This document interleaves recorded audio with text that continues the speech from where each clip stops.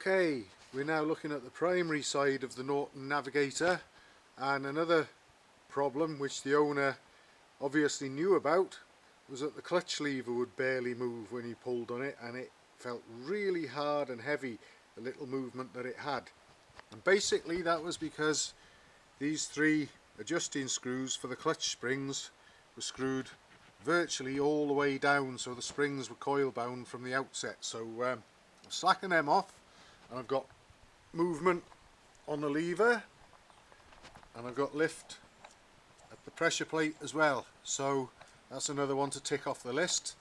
And in getting in here, removing the primary cover, just look at all that oil that came out of it. So certainly no question as to whether the primary case is oil tight or not. There's probably a good litre and a half, maybe two, come out of there.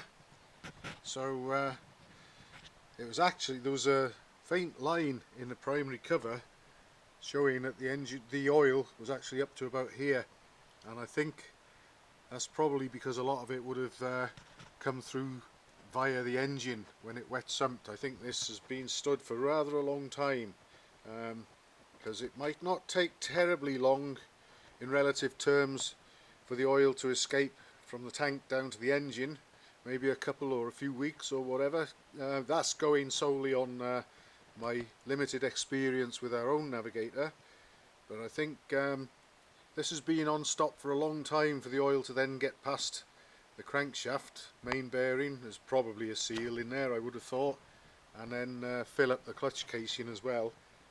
Quite a lot of oil that should have been in the tank came out into the primary case, and a lot of the oil that was in the engine when I drained that smelt of fuel as well. So I suspect there's probably been a leaking fuel tap and fuel getting in, creeping in into the engine and mixing with the oil down in the crankcase as well. So all that lot's out.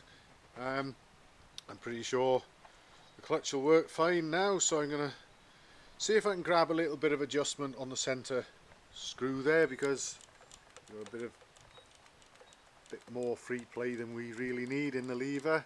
If I can get some adjustment there, so much the better. If not, well, it's not too bad.